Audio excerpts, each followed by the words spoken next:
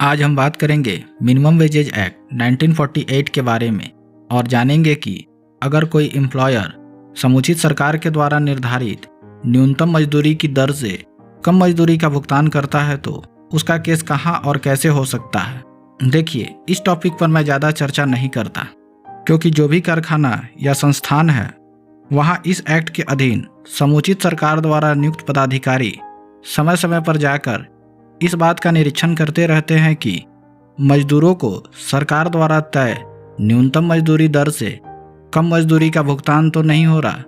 लेकिन फिर भी अगर कहीं ऐसा होता है तो इस एक्ट में केस करने के क्या प्रावधान है उसे हम देखेंगे। तो देखिए, मिनिमम वेजेज एक्ट 1948 के sub section 1 and 2 of section 20 में क्लेम के बारे में बताया गया है कि कौन अधिकारी होंगे जिसके समक्ष की हमें आवेदन करना होगा और ये आवेदन कौन कर सकता है। तो सबसे पहले हम इस सेक्शन को देखते हैं कि आखिर इसमें क्या दिया हुआ है। तो देखिए, ये सेक्शन कहता है कि the appropriate government may by notification in the official gazette appoint any commissioner for workmen's compensation or any officer of the central government exercising function as a labour commissioner for any region or any officer of the state government not below the rank of labor commissioner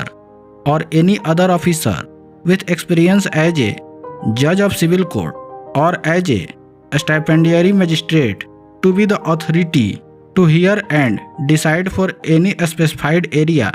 all claims arising out of payment of less than the minimum rate of wages or in respect of the payment of remuneration for days of rest or for work done on such days under clause B or clause C of subsection 1 of section 13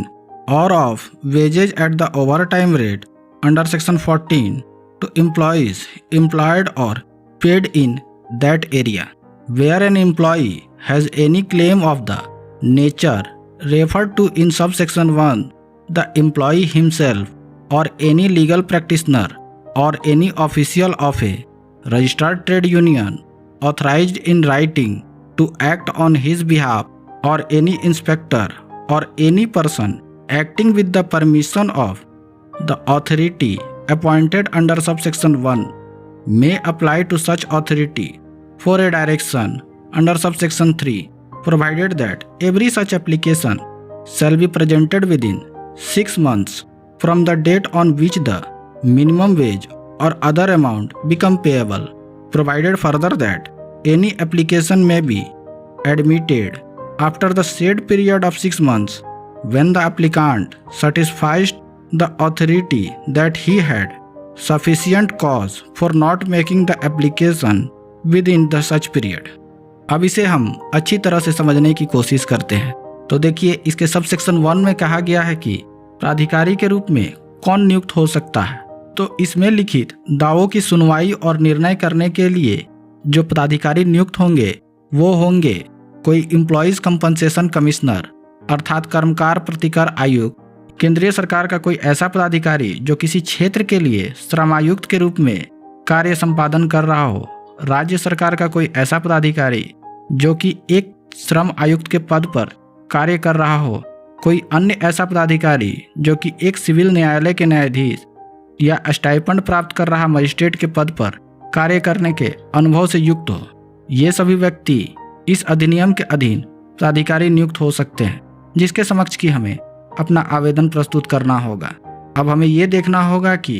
हम जो भी संस्थान में कार्य कर रहे हैं उस संस्थान का एप्रोप्रिएट गवर्नमेंट अर्थात समुचित सरकार कौन है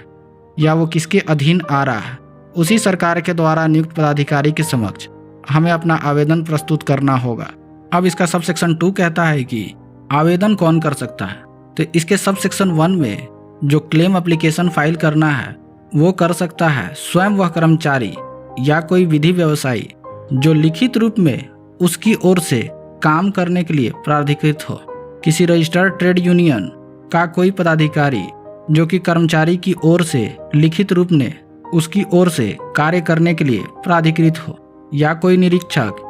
या कोई ऐसा व्यक्ति जो कि उस पदाधिकारी की अनुज्ञा से कार्य कर रहा हो। तो ये सभी व्यक्ति हैं जो क्लेम कर सकते हैं। अब ये क्लेम करने के लिए यहाँ पर एक बात का ध्यान रखना है इसमें एक लिमिटेशन पीरियड दिया हुआ है जो कि 6 मंथ का है, अर्थात जिस दिन आप ये क्लेम एप्लीकेशन फाइल कर रहे हैं वो 6 मंथ के भीतर करना है। कब से?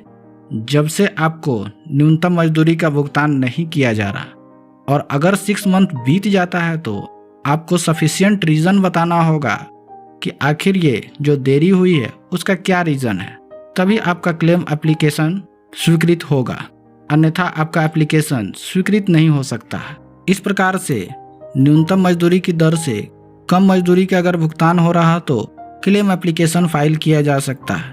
अब क्लेम एप्लीकेशन फाइल करने के बाद की प्रक्रिया क्या होगी, इसे जानने के लिए मैं एक और वीडियो बनाऊंगा जिसमें डिटेल में यह बात का जिक्र रहेगा कि क्लेम एप्लीकेशन फाइल करने के बाद की प्रक्रिया क्या होगी। अगर आपको हमारा काम पसंद आ रहा है तो इस चैनल को ज़रूर सब्सक्राइब करें ताकि ऐसी ही जानकारी आपको प्राप्त हो सके।